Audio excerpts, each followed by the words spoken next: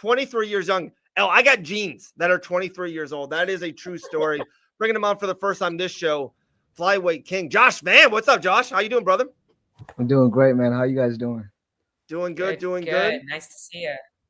My first question for you.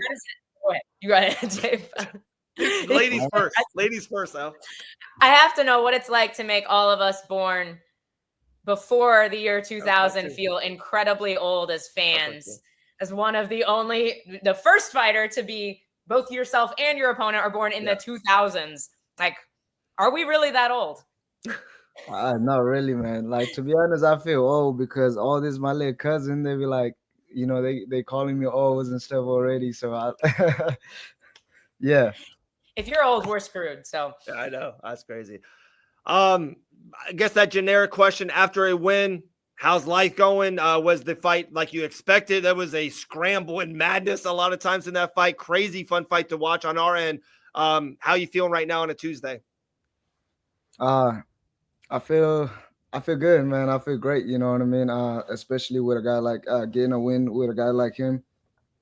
I did said it like before the fight that I want to test myself with a guys like him. A great wrestler. So I feel great.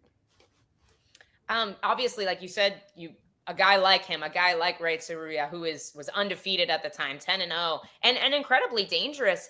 What is your take on kind of, because we saw him have these really great moments in the fight, obviously, killer throw. Was there anything that was surprising to you? And also just kind of what's your take on his game overall moving forward as another fighter who's very young in the sport and what you feel like he can improve upon? Man, what surprised me was his cardio, to be able to shoot for all 3 rounds. That was crazy. You know what I mean? Usually people would shoot in the first round, then by the second round, like they'll get tired and stuff like that. But that guy don't get tired. So shout out to him. And he, like you say, he's young, man. He's 22 years old. I feel like if you get the right coaching, man, he do so much better. I feel like he was, in case of who he was fighting, I think they was kind of rushing him a little bit.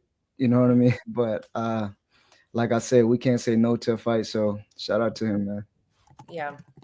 And with that fight being a 3-round fight, so tiring, do you think maybe the next one, 6-1 in the UFC? We've seen a couple flyweight main events. The fight night before this pay-per-view was a flyweight main event.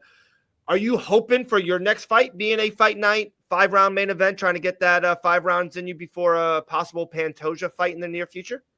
I'm down. I'm down for 5 rounds. Yeah, I'm ready.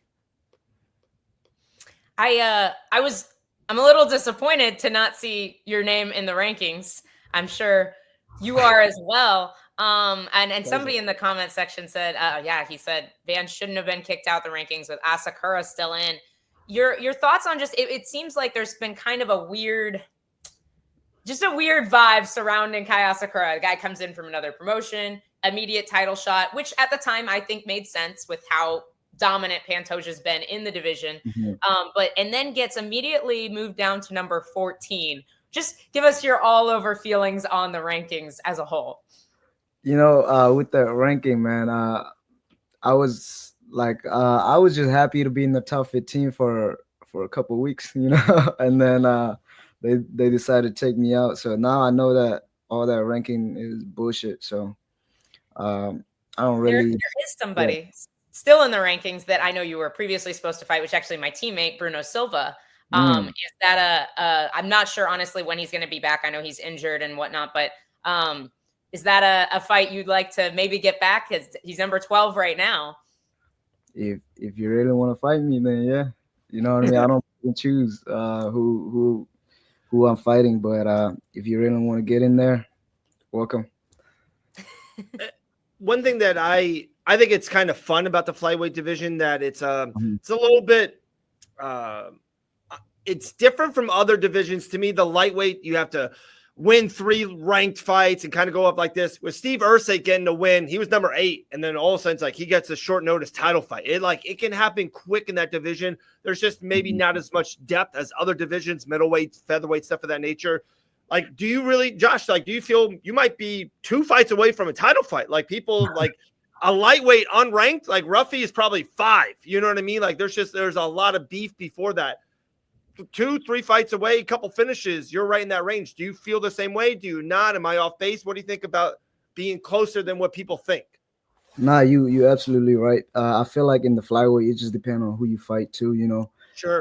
So if they give me a right matchup and a right guy, I feel like I'm probably like you say, I'm probably like 2 fight away from being a title contender. So That's a good that's one, why I gotta stay on the grind, man. I gotta stay on the grind every day.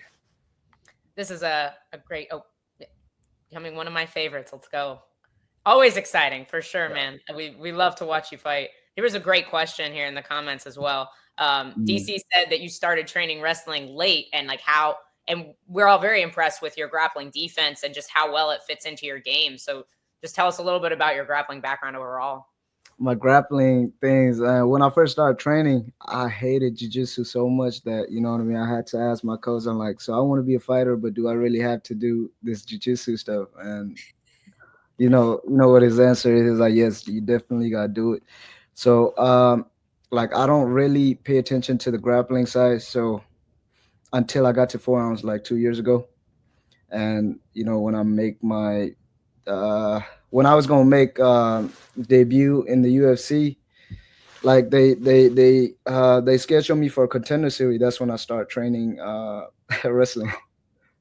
That's crazy. That is crazy. I heard Manel Kopp in an interview recently was like, no, I thought jiu-jitsu was very gay. So you were same mindset as Manel Kopp. When I walk into the gym, I was like, why do grown ass men hugging each other? You know what I mean? Yeah, I didn't know what fighting was until I was 17, 18. So, you know, it was weird for me. Got to be ready for Pantoja, right? That's why I was so happy with my last fight, you know what I mean? Like, prepare me for the future and stuff like that, yeah.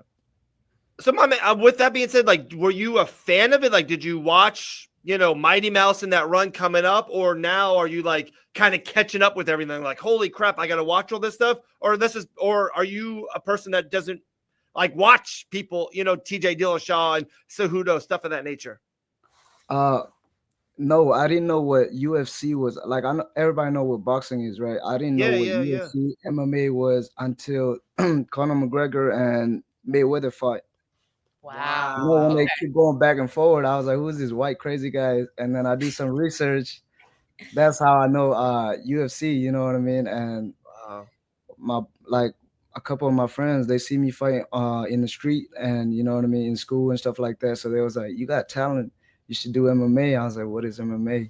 And then, you know, do some research and stuff like that. So that's how I know UFC and MMA. Wow. That's crazy that we're now in a generation of fighters that didn't grow up watching Demetrius Johnson. That's how old we are, Dave. I know. We're up there. Josh, man, he's like, you know, Fortnite and, you know, banging in the street watching Conor versus Floyd. I love it. And he's one of the best in the world right now. Josh, you're one of the best flyweights on this planet. It's crazy. Thank you, sir. Crazy. Man. It seems like the rumor on the streets and maybe some birdies have told some of us, maybe we're going to see Pantoja and Kaikar France next early in the summer, maybe in New Jersey. I don't know. We'll see. How do you think that fight goes? Are you rooting a certain way or do you not care at all and you just want to see a banger? I just want to see a fight. You know what I mean? If I was in like a title contender conversation, then I would worry a little bit. But right now, as of right now, is one fight at a time. So I don't really care because, you know, I'll get my chance either way. So when like if I want to become a champion, I have to fight everybody anyway. So yeah, I don't care as of right now. Are you watching like the top guys? Pantoja, Kaikar France, Cap, are you watching them now? Like as like, oh, these are guys I'm going to fight in the near future? Or are you still kind of not watching, you know, a ton of UFC? I didn't watch Manel last fight, but I watched the one he fought, Bruno Silva. Yeah. Yeah, that was a great fight. But yeah, I didn't watch his last fight, but I saw watch those eye pokes. Watch those eye pokes on Cap. That was eye poke for him. Yeah, because I just see the highlight and stuff like that. So, yeah, that's crazy. They didn't look that bad, huh? They didn't. No, because I see the picture. The other guys posed on Twitter. That was bad. It was red. Yeah, that's what I'm saying. And I don't think he did it on purpose by any means. Didn't look quite as bad as Cejudo's eye, but it still Yeah. didn't look great. Still didn't look good. Did you think it was on purpose, the eye poke, or was just an accidental? No, it looked like it's just his style. He's long, and it was like it like slid across his face. Yeah, kind of. yeah. Man, talking about Cejudo, man. Come on now. Why you hating on me, Cejudo? Oh, he's hating on Cejudo's you? talking about you? Nah, man. It's because my opponent, he was offering to train him and stuff like that to fight me and shit like that. You know what I mean? Woo. I probably post on Twitter. Well, come on, Henry Cejudo. Aw. Hey, Cejudo was on this show like a little while ago. Well, I'm gonna send him this video. I'll be like, hey, don't be hating on my guy Josh, man. This is the first winning thing side. Cejudo did was This is take the his A shirt off, side. Talking about us wrestler gotta stick together. Come on now. Come on. Tell Cejudo you're a wrestler now. Be like, hey, Right, I Yeah, got you beat the cauliflower now. Yeah. What? Yeah. Man, I love it. I love it. Can you tell us real quick a behind the scenes or a fun story that you had out there in Las Vegas that maybe you told people out there or whatever, but something with you and your team or with a fan or something, fight night? Did you kind of like a behind the scene good story out there UFC 313 weekend?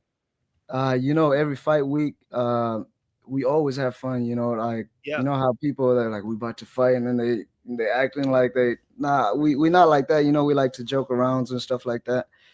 But the funniest moment was when I walked out. I was about to fight and I walked out. I saw my mom in the crowd and I was trying to give her a hug. I guess she was nervous, so she don't know what to do, so she just slapped my face. I was like, oh shit, I gotta get the fuck out of here. So I walk into the cage. I was like, oh damn. is that on video? Do you have that? I hope not, because I didn't see my walkout videos, but yeah, because I was trying. Yeah, they went to a commercial during his walk down. Yeah. There has to be a video of that out there somewhere. We need that. We need that. Future champ right there. Wow. Josh, huge fan. Al, anything else for Josh?